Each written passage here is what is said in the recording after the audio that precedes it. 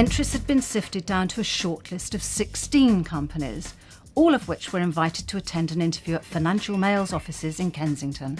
Awards like this are so important because it does underline the fact that women are a massively important part of business in the UK and the competitiveness of our economies.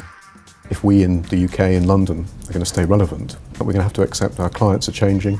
We have to build relationships with those new clients. So for us, diversity and including diverse people in our business is absolutely critical to the future of our business. Sometimes the barriers that women face might not be to the front of the conscious mind, but it might just be in the way that we do things day to day.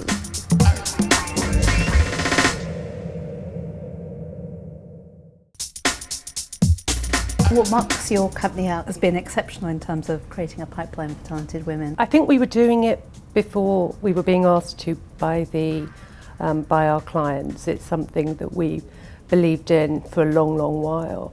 I think another factor is we've got massive support from the senior management team. The thing that sets Withers apart from a lot of the other law firms is that we are on our second generation of women coming through the pipeline. Well, we see the gender issue really as a talent management issue within our business. It's not about diversity, it's about ensuring that we nurture our talent to maximise the full potential of both women and men in our business. One of our first priorities has been around improving the balance of men and women in the organisations. What I think really sets Centrica apart in terms of our approach is we very much look at improving women's confidence and empowering women. One of the things that's been most successful for us in the work that we've been doing over this last year in particular is a programme that we've been calling Footprints in the Snow. But this programme is about if you're moving from junior management up to the next level, you want to know how you get to that next level. I think that Staffordshire has a culture which has shifted fire and rescue services. We are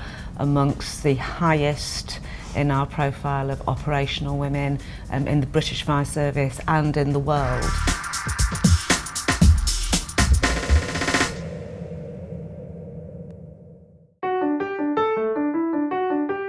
How do you feel about going to meet the judging panel? Are you nervous? Yeah, a little bit. It's been a bit whirlwind putting our entry in, but I'm looking forward to meeting the judges, and I'm very proud of who we work for and what we stand for, and the changes that we've made both organisationally and culturally at William Hill. So kind of looking forward to going in and pitching our end. I'm hoping it's going to be a very friendly judging process today, and I'm confident it will be. I think the important thing is for companies to share some of the good practices that we have, to share those right across industry and across all industry sectors. I don't know what to expect behind the doors, but I'm sure that we'll get a very, very warm reception. So shortly about to meet the judges. I think we are nervous because this is something that we feel very passionate about. We think it's extremely important. We think we have got a good story to tell, so I just hope that we're able to convey that to the judges when we speak to them. It's a fascinating thing to be sitting outside here waiting for the moment when I'm going to be in there in the interview room, to not quite know what's actually going to be asked of me. Because it's very difficult when you've got so much you want to talk about in your organisation that you feel really proud of and you think is notable. And I think it's quite interesting, we've never had to articulate before the great things about us that are about women. I'd really like to think that we can, between us, put across all the things that the service does do, because I do think that as a service we are making a massive effort, and we don't fluff our lines. I expect some tough questions. I mean, I would expect that you're going to want to see that we're really making a difference, we're really breaking the mould, rather than creating a kind of artifice. Now I'm really excited about meeting the judges. I think it's a great opportunity to go and talk to them and tell them about good energy and find out more about them as well. Yeah, I'm a little bit nervous, of course, but it's exciting.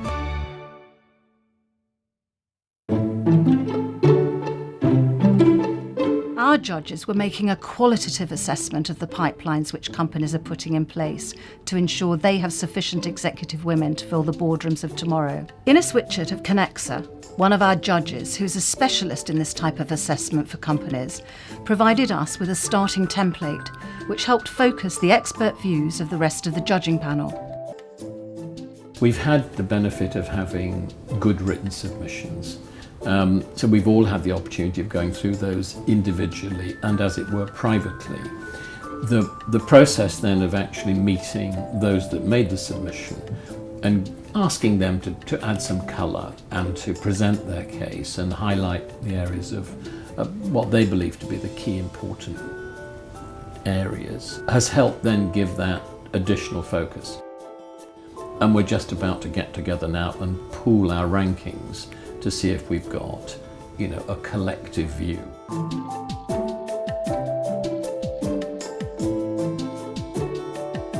The reason why I think our company really stands out for women in business is that we've got a fantastic CEO, Juliet Davenport, is a fantastic role model for every woman in the company, not just women. We have the Good Energy Academy, which encourages everyone in the company to learn about the industry and become fluent in energy.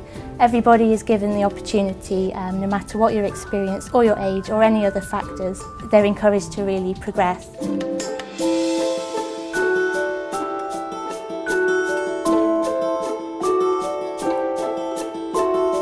40% of our offices are headed up by females. More than 30% of our partnership council are female. More than 30% of our practice group leaders are female. So we have amazingly strong role models. We wanted to see that companies' senior executives were fully supportive of the programmes and that this support was communicated to everyone in the company.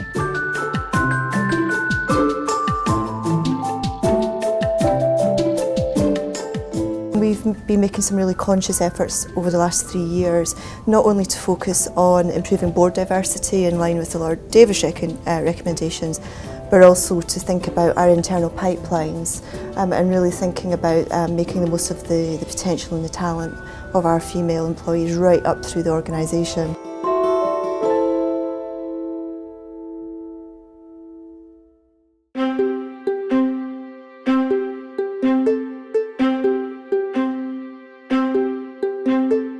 The entire judging process was fascinating. We had far more entries than we had thought possible for a first-time set of awards.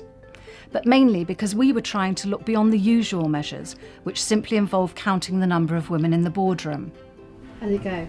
Well, okay, I think. I didn't gabble too much, and I think I answered the question. They were very interested in what we're doing with our middle management. We've just begun the journey. I think there's a lot more to do, but what their advice to us was to shout a bit louder. That was quite intimidating when you first walk in. The judges asked us lots of questions, really trying to get into the nitty-gritty of the submission that we put forward. There were some quite probing questions asked, as you would expect. As I've explained before, I'm very passionate about William Hill, and I believe that we've done some really good work in terms of developing women in the business, so hopefully I managed to portray that in the panel. It was a very kind of robust questioning, so that I think is very good because it makes you feel that whoever does win, it will be on the basis of some really detailed questioning. I felt really grilled, but in a very supportive way. I feel really honoured to be a part of the Financial Mould Awards.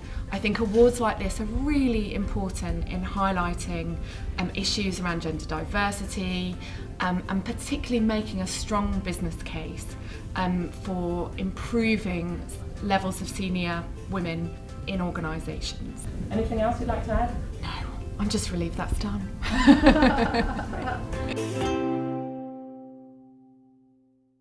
We've been thrilled at the number and quality of entries to Financial Mail's first Breaking the Mould Awards, and we'll be publishing more about entries on fmwf.com. So how was it today? It was excellent. The people were articulate, they were thoughtful, they were passionate, and they really demonstrated that this issue of gender, and indeed diversity generally, is being taken very seriously in many different types of organisations. So do you think that significant steps are already being taken, or do you think we have a long way to go before? I think both of those statements are true. I do think significant steps are being taken. I think we've seen, the data tells us that, following Lord Davis's report, the activities of the 30% Club, all of these are pushing the whole gender issue up the agenda of many, many businesses. I don't think we want to be thinking about changing the women. There's nothing wrong with the majority of women I know. It's about changing the systems so that we can embrace the fact and embrace the benefits of the differences between men and women.